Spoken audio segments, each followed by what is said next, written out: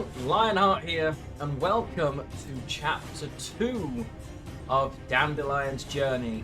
Oh boy, last time we saw Dijkstra or Siggy Royven with him, and it ended with finding out he was looking for his daughter. What is going to happen in Chapter 2? Well, you will not have to wait much longer to find out. Thank you if you are joining me live on the premiere as well, it means a lot. Remember, every single week the journey story will be premiered on this channel. As soon as it goes into Gwent, I'm going to be simultaneously releasing it. Thank you again to the devs for allowing me to do so, and for Ryan and Roger for doing the actual work to get it to me. So thank you guys, I do appreciate it. With that, I'm going to jump straight in to Chapter 2. It's overdue. Dandelion smiled disarmingly and he spread his hands. The librarian was not impressed. With the firmness of a well-oiled machine, he moved the beads of the abacus. 2 crowns, 5 hellers. The troubadour smiled, changing tactics and, with a gentle gesture of his hand, disregarded the amount as unworthy of his attention. I'll send some over later. I don't carry cash with me. The librarian did not grace this gesture with a reply. He straightened his glasses, unfolded the meticulously inked sheets and traced the lines with a yellow fingernail. He then crossed one of the items off a long list. Nicodemus to boot. Meditations. The censor is waiting for this book. Dandelion raised his chin. I'm in a rush to meet with him as it happens. It might not delight him to hear that you are holding me up nagging for pennies. Well, good for you, the censor is actually in the library. You will find him in the scriptorium, Professor de Lettenhove. You can head there immediately and give him the book yourself. After paying the penalty, of course. Before Dandelion could harness his intellect to devise a new scheme, he heard the clink of coins on the table. A student, on his way out, had come with unexpected aid. The troubadour rewarded him with a gracious nod. Why, thank you, Ranulph. Sure thing, sir. Dandelion grabbed Meditations from the lectern and he held it to his chest like a knight's shield. He gave his voice the colour of a triumphant chill. Even young people can respect the professor's gown. The librarian peered over his glasses and retorted, some folk could learn a thing or two from their example. Now, Dandelion liked to work in the library, surrounded by books. He felt that the ubiquitous words courted him like eager girls and spontaneously arranged themselves into ready-made phrases. And, if his muse were to fail him, he had the legacy of his favourite writers on hand, and could steal a rhyme or simile if necessary. But since the censor of the Church of the Eternal Fire appeared among their collections, the library had become a hostile and foreign place for the troubadour.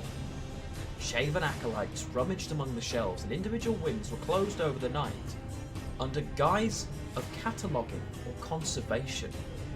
A long shadow had fallen upon the University of Oxenfurt. A shadow cast by an inconspicuous man who, as if nothing had happened, sat at a lectern covered with books and filled a roll of parchment with fastidious calligraphy.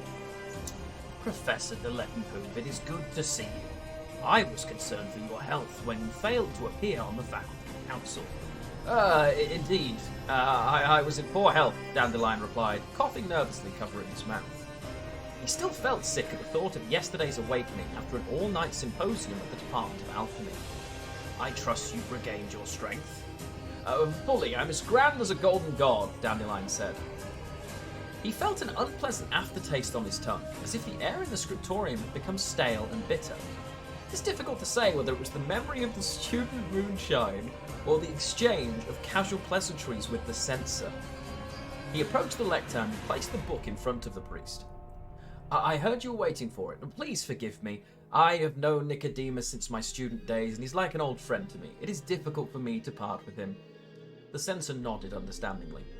He opened the volume on the title page, and he stamped it with the mark of the Eternal Fire.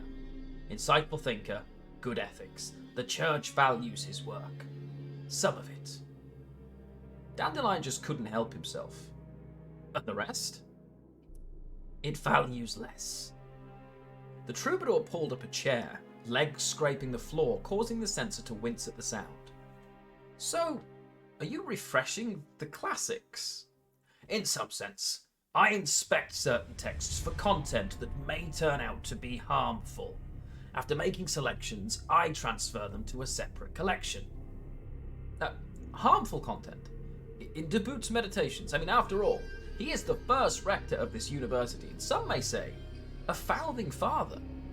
And the censor at this looked up from the catalogue. Well, the university has changed a lot since it was founded.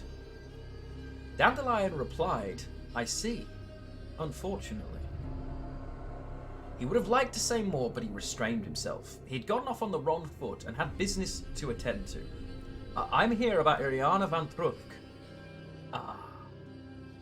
For a moment, it seemed as if the conversation was over at this point.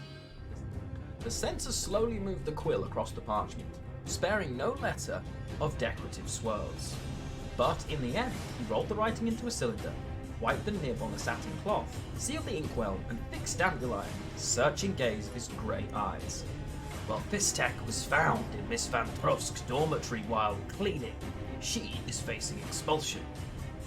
You wanted to say during the search, thought Dandelion. Sometimes students need some extra oomph to get through all the revision. You know, long nights before big exams, you know the drill. The girl just wanted to do well. You can't blame her for that. Indeed, Miss Van Trufk has an excellent record. She would be the pride of the department had it not been for this regrettable incident. Unfortunately, there is suspicion that she was trading in Fistek at the university. Dandelion snorted. Ridiculous. Perhaps. And college officials might be lenient if Iriana repented, provided an explanation, and indicated the source. Well, if she is rehabilitated, I can vouch for her behaviour. I will personally make sure that... And the censor interrupted Dandelion with a gesture. I'll hold you to your word, Master de Lettenhoof. You will sign the relevant document. However, the problem is more serious. Iriana has not been seen on campus for 2 days, and perhaps she is hanging out with the wrong people. Maybe she's in danger. If you think you know where to find her, I'd suggest you start looking immediately. Oh boy! So, after the last chapter and we found out that Dijkstra has a daughter, I have a feeling that perhaps that daughter is in fact Iriana van Trufk. I could be wrong and completely misreading that, of course, but I get that feeling. That's my initial impression. And it sounds like the Church of the Eternal Fire are, well, quite frankly, potentially burning books and censoring libraries, which all enlightened establishments do. Clearly, it's always a good idea to hide knowledge. No, wait. Seems suspicious to me. I don't want to go on. Perhaps reference... Anyway. I hope you enjoyed this. I really enjoy these. I cannot wait to get to chapter 3. Again, if you have watched this all the way through and you have enjoyed it, please do consider liking the video. Please subscribe to the channel and click the little bell so you never miss another video. I will continue to do these premieres, so again, if you have joined me for the live premiere, you have no idea how much it means to me that you've chosen to take your time to do that, so thank you so much. Please do stick around for the next one. I hope you enjoyed it. Remember, every journey has been narrated on this channel, so check them out if you are looking for something to listen to, perhaps to get you through your day. A little bit of narration of every journey story, including one that was written specifically for the Triss journey. No, that's a lie.